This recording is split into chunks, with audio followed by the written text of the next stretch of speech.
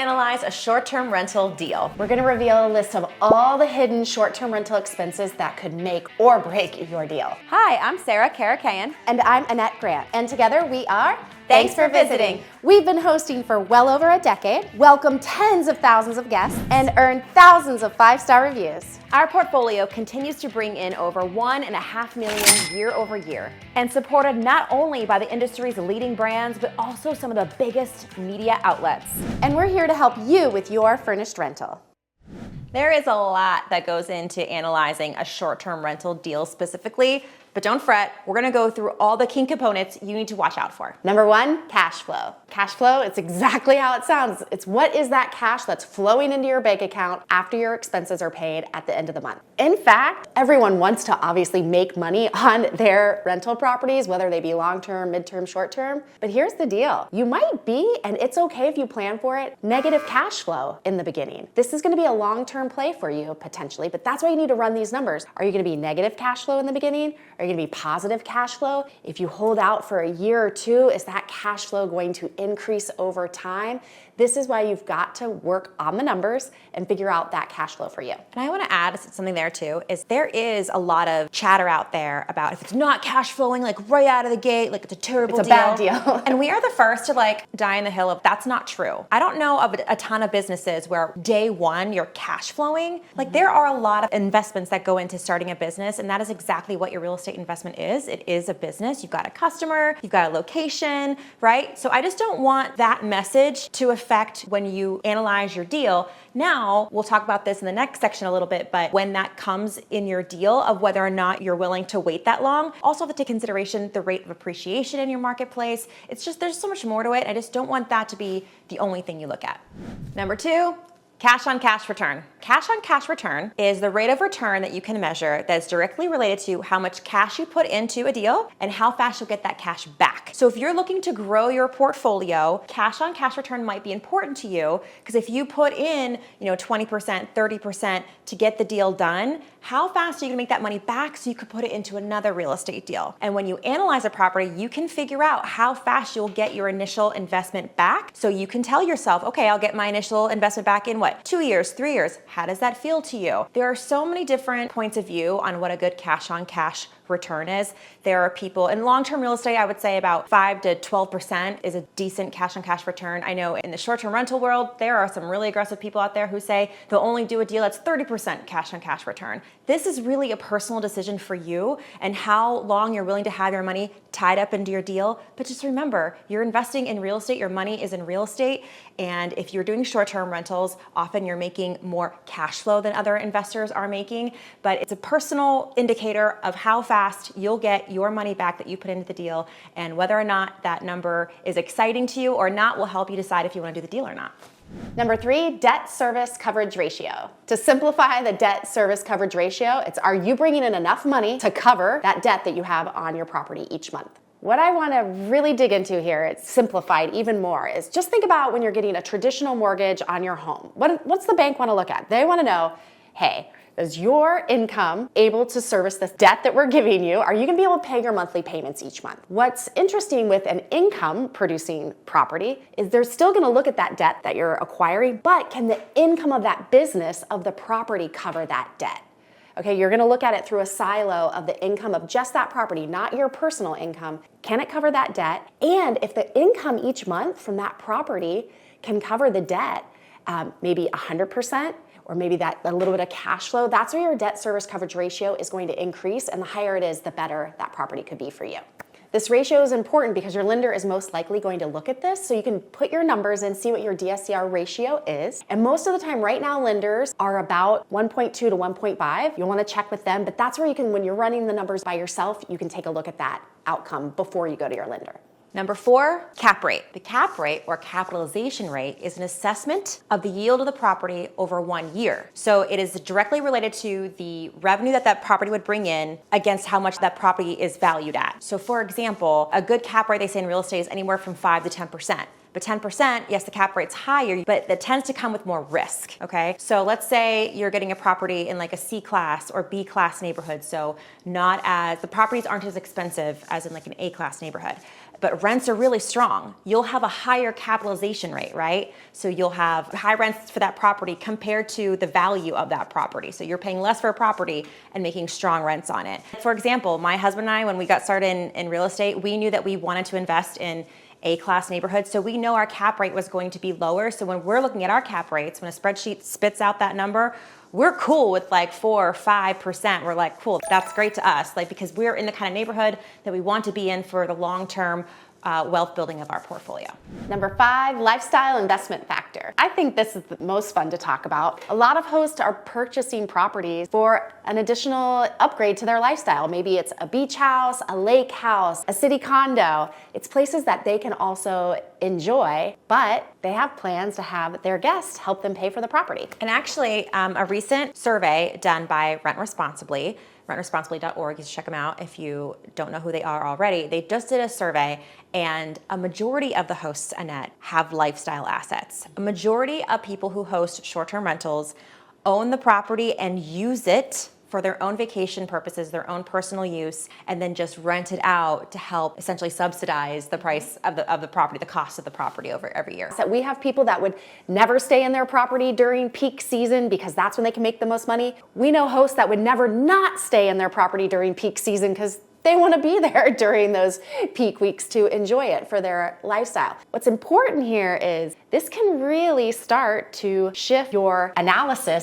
when you're looking at the numbers, because we're going to go into those hidden expenses in a short-term rental. And when you are using it yourself, it's really going to fluctuate at those expenses and the amount of time that you can rent it out to potential guests. And you may not care if the cap rate isn't what you would usually do for another investment property. You may not care that the cash flow is break even or even a less than, because you get to use it. So again, all the things we just went through may not matter as much to you if the asset is more about your lifestyle versus building long-term wealth through, the cash flow of the property. If you are looking to buy these properties with a partner, like Sarah and I buy properties together, you should go through these key factors and see what's important to each other. Is cash flow most important? Is that cap rate most important?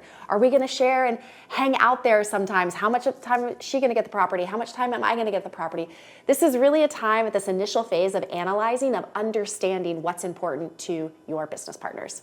Now it's time to reveal those hidden expenses. Keep watching, this is an important part. This really is a make it or break it section. Sarah and I just passed up on a deal that we ran the analysis, and literally these expenses, at first we were excited about it. We told the gentleman that wanted to sell his properties to us. We were very interested. We were bantering without looking at the numbers, how exciting it would be. We were dreaming it up. We sat down and looked at the numbers. We put in all of those expenses. We'll share with you the one expense that really tipped the scale in the wrong direction for us. We'll save that for the end of this list here. But this is why you have to run, if you're into short-term rentals, you have to run it through a short-term rental specific spreadsheet. So if you have a long-term rental specific spreadsheet, it's not going to be useful for you to analyze a deal because there are so many other expenses to take into consideration when you're operating a short-term rental. The first one, the biggest one probably, is furnishing it. So furnishing your property up front. First of all, if you furnish it correctly and you buy smart and you look for wow factors that will really move the needle when someone sees your property online, that investment can be really rewarding. You're gonna have a great ROI on that investment, but it is a huge chunk of your money and it's coming in right at the beginning of opening up your business. So furnishing is a huge one. And something hidden that I wanted to share with you is when it's your own personal property, you might be, a little stingy with the air conditioning or the heat. I want you to know guests, they might put everything on full blast or leave all the lights on. So I just want you to really think about what the impact could be of, if there's 10 people staying in your house, if there's 2 people staying in your house. This could really fluctuate a lot differently than your personal residence. Cleaning fees. Now, the cool thing with cleaning fees and short-term rentals is it is short-term rental culture to have the guests pay the cleaning fees. So yes, it's an expense, but it's also going to be on your income line. And hopefully you're able to make a small profit from your cleaning fees just to give you a little buffer. But regardless, make sure you understand what the going rate is for cleaning up the size of the property you're considering and all the factors that it takes to get that property turned over. We want to share with you here also that if for some reason you might be in an area where there isn't a ton of vendors to help you clean your home, we have hosts in our community that have had to actually, pay a little bit more. The cost that they're giving to the guest doesn't really cover it. So we really want you to make sure that you understand the cost of cleaning your home before you make that purchase. Linens and laundry. Everyone knows you need to buy the sheets and towels, but what they don't think about is the time, money, and resources to wash all of these said linens and towels. And an appropriate amount of money allocated to replenish them, to replace them. Even if you get hospitality brands, which we recommend because they take more wear and tear from the guest and from getting washed so often, but you have to remember you are going to have to replace your sheets and your towels, and you should factor that in to your expenses. Consumables. So those things that you give the guest because you pretty much have to in today's short-term rental marketplace, and those consumables that you give the guest because you want to. So the have-tos, the toilet papers, the paper towels, like the trash things, bags, trash bags. Yeah, dishwashing pod. Yep. Coffee. So many things go into, and you can regulate this, like not all of it, but some of the things, the extras of how many coffee, tea, like maybe you give a welcome gift. I say the welcome gift is something you don't don't have to do, but a lot of hosts do it as a way to give a great first impression, but replenishing that, making sure that you account for that when you're figuring out your expensive and being more conservative and thinking about things that you really want to do and include those in your analysis. Technology expenses. I know you're like, what? I'm buying a house. What kind of technology do you need? There are so many amazing apps out there that can help you run your short-term rental business, but most of them do come along with that monthly fee. And so this is something that out of the gate you might not think about a lot or at all, but you really do need to take into account some of the technology that you're going to want to add in to be an amazing host. In fact, we just did a video all about this, the top 7 apps we use in our hosting business that we believe are worth it. They will help you make more money. Go check out that video.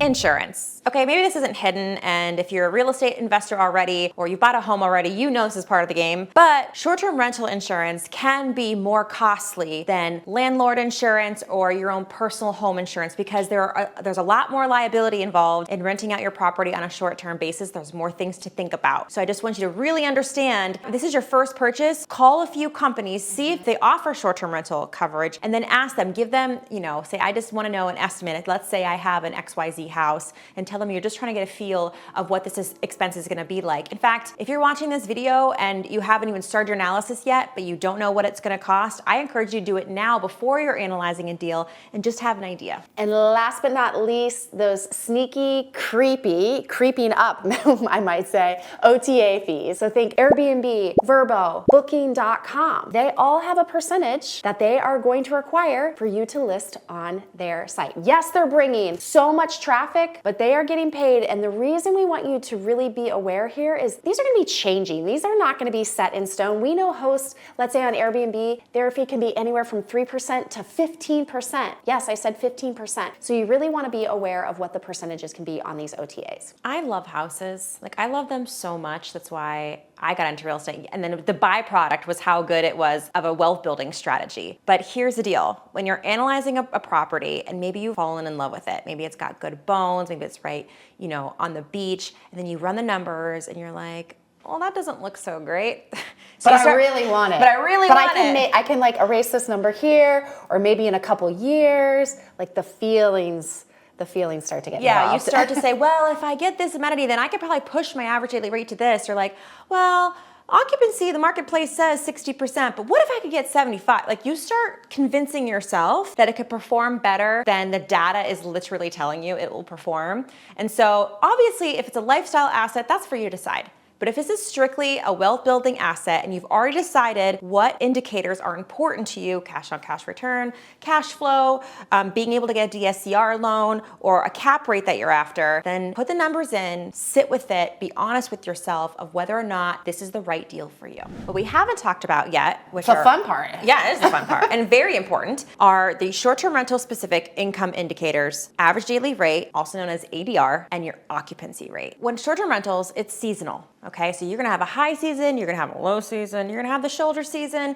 You wanna take the average of all those seasons, okay? Don't use your high season ADR to run these numbers. Like, you wanna take an average of the entire year, and that's the number that you wanna plug in to a spreadsheet that's gonna help you analyze the properties. And that average daily rate is going to impact your occupancy rate. So what Sarah just went over, you're gonna have a season where you're gonna have more people coming to your town or region. You know, maybe during the week isn't as busy as the weekends. Your occupancy rate is going to fluctuate of when people are visiting. So you really want to have an understanding of, is it 20% of the time people are going to be there?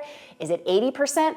The one thing that you have that's awesome with short-term rentals is you know what your inventory is. You have 365 days a year. Also kind of stinks because you only have 365 days a year, but that's how you're gonna figure out what your occupancy rate is. Your head might be spinning right now because you're like, wait, I have no idea what my average daily rate could be or occupancy rate. Don't even worry about it. There are so many great resources out there for you, and we're gonna tell you all about them. The number one resource that you want to use while you're doing this analysis is Price Labs. We'll have a link below, but it is gonna completely help you with those ADRs, the occupancy rate in your specific area. What's great is you can look at all areas. If you want to analyze deals across the country, across the world, they'll have that data for you. We have a great resource tool for you, completely free. Check out the show notes below. It is your Know Your Numbers worksheet. It's going to help you map out all of these numbers, so it makes it super simple. Now that you've decided to buy your place, the numbers work for you, you want to make sure to check out this video with the top 10 beginner mistakes. And don't forget to hit that subscribe button. And with that, I am Sarah Karakayan. I'm Annette Grant, and together we are Thanks for visiting.